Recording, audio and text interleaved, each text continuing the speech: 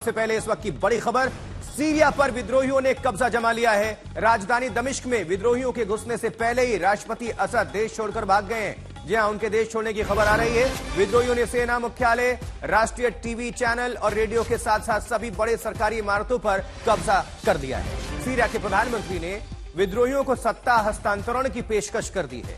अब सभी बड़े शहरों पर विद्रोही डटे हुए हैं, उन्हीं की मौजूदगी है। लोगों से घर लौटने की अपील की जा रही है। विद्रोही इस वक्त जश्न मना रहे हैं और इससे पहले होम्स में कब्जा करते ही राष्ट्रपति असद के पिता की मूर्ति भी तोड़ दी गई थी। और अब कई शहरों में और खासकर राजधानी दमिश्क में जब कब्जा हो गया है तो अंदाजा लगा सकते हैं आप। झंडा अपना लहराया है और वहीं पर बहुत नुकसान भी पहुंचाया गया है।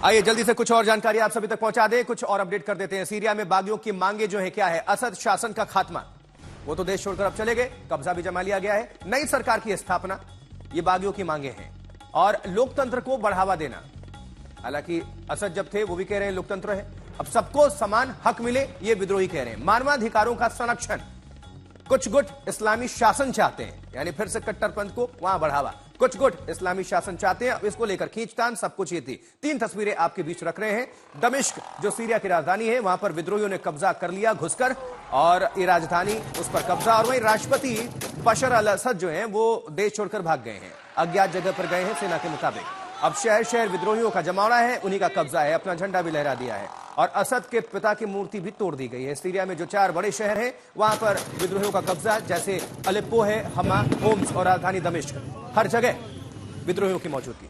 और गोलियों की तरतराहट से ये जश्न भी मना रहे हैं। देखिए जरा फायरिंग, जो काफिला है वो विद्रोहियों की गाड़ियों का काफिला है। सेना मुख्यालय हो, रेडियो टीवी स्टेशन हो और 4 बड़े शहर, सब इनके नियंत्रण में, सब इनके कब्जे में, हर जगह इनकी मौजूदगी। और ज्यादा आप सभी तक जानकारी पहुंचाने के लिए रुख करते हैं आशुतोष मिश्रा का। हमारे साथ हमारे संवाददाता जुड़े हुए हैं। आशुतोष, सीरिया के हालात बद से बदतर तक, हर जगह विद्रोहियों का जमाना, उन्हीं का कब्जा, इस वक्त क्या अपडेट, क्या जानकारी? दरअसल किसी ने सोचा ये नहीं था कि 2011 में अरब स्प्रिंग के दौरान ये जो एक सिविल रेवोल्यूशन शुरू हुआ था असद डायनासिटी के खिलाफ, वो इस हद तक पहुंचेगा। क्योंकि उस समय भी ज्यादातर जो कामयाबी के नाम पर था वो ट्यूनीशिया और इजिप्ट में सीमित रह गया था। फिर वो चाहे लीबिया हो या सीरिया हो, इन जगहों पर कामयाबी नहीं मिली, सत्ता परिवर्तन नहीं हो पाई।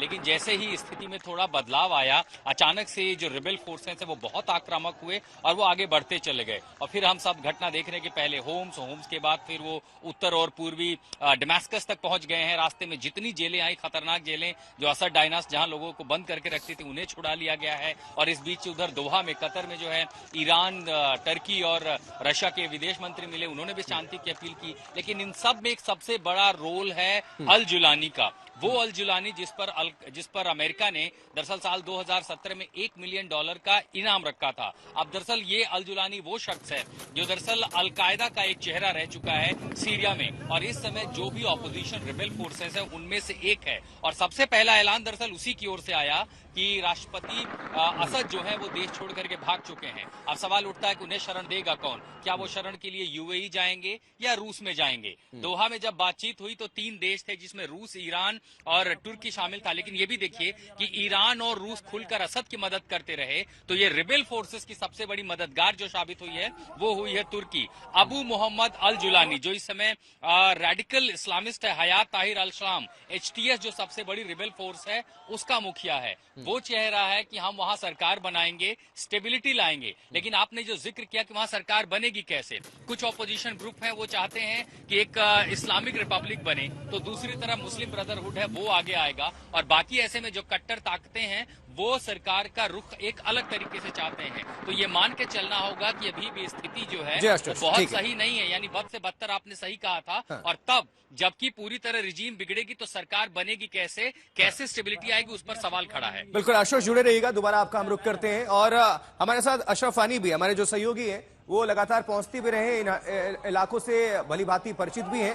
हाल ही में लेबनान भी गए थे, युद्ध को लेकर आप सभी दर्शकों को अपडेट कर रहे थे। तो क्या भी हालात हैं, उनकी एक रिपोर्ट हम दिखा देते हैं। सीरिया में कैसे भी हालात बन रहे हैं, देखिए अशरफ आनी की रिपोर्ट। आरी में एक और मुल्क में तख्ता पलट हो गया है। सीरिया में बशर अल असद को सत्ता छोड़कर वहां से भागना पड़ा है। खबरें आ रही है बशर असद, जिसका परिवार पिछले 50 साल से सीरिया पर हुकूमत कर रहा था, वो दमस्कस छोड़कर चले गए हैं। उतना ही नहीं, उनका जो फौज है वो अब इराक भागकर जा रहा है।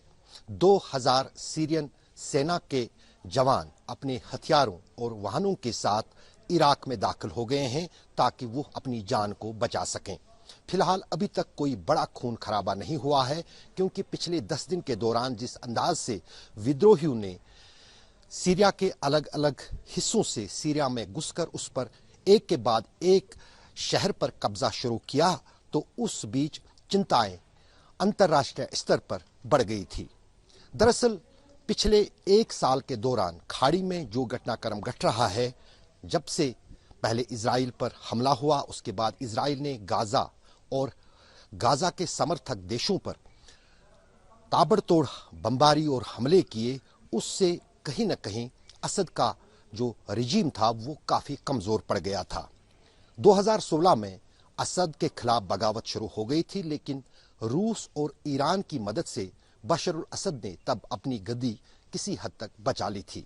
लेकिन अब की बार ना ही रूस ने वो मदद बशर असद को दी जो 2016 में दी थी, ना ही ईरान में उतनी ताकत थी कि वो उनको जो है बशर असद को बचा सके।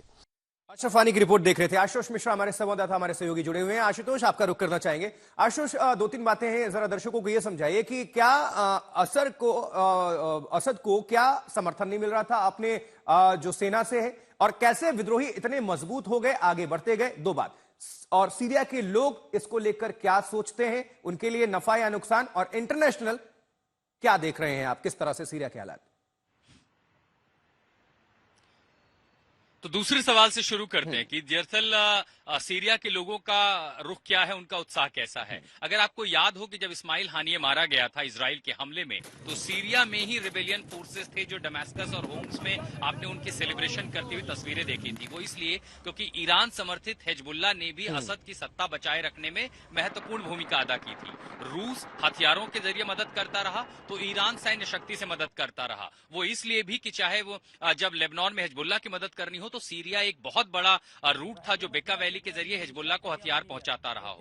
लेकिन 3 देश की भूमिका सबसे महत्वपूर्ण थी, ईरान और रूस। ये हमेशा से सीरिया में असद रिजीम की मदद करते रहे, क्योंकि इसी इलाके में यूएस का यानी अमेरिका का स्ट्रेटेजिक इंटरेस्ट था, और इसी के देखते हुए कहते हैं दुश्मन का दुश्मन दोस्त होता है, इसलिए ईरान और रूस की मदद जो हमेशा जो है सीरिया की मदद करते रहे। असद दरअसल एक ऐसे डायनास रहे कि उनके पिता और उनके दादा के बाद लगातार सत्ता उनके हाथ में रही, और 2010 में जो भयानक सूखा पड़ा था सीरिया में, वहां पहली बार एक आंदोलन शुरू हुआ, और वो आंदोलन बिल्कुल अरब स्प्रिंग की तरह था जो लीबिया, ट्यूनीशिया, इजिप्ट और इस पूरे रीजन में शुरू हुआ था। और उस अनरेस्ट को धीरे धीरे इन्होंने कोशिश की, जैसे ट्यूनीशिया और इजिप्ट में उसे संभाल लिया गया, लेकिन यहां पर स्थिति दरअसल खून खराबे से भर गई। और 2011 सितंबर 2011 से जो आंदोलन शुरू हुआ वो धीरे धीरे हिंसक होता गया, और आज स्थिति आप इसी तरह देख रहे हैं जो इस मुहाने तक पहुंच गई, क्योंकि तुर्की ने मदद की रिबेल फोर्स की। आशुतोष, बहुत शुक्रिया इस खबर पर जानकारी पहुंचाने के लिए।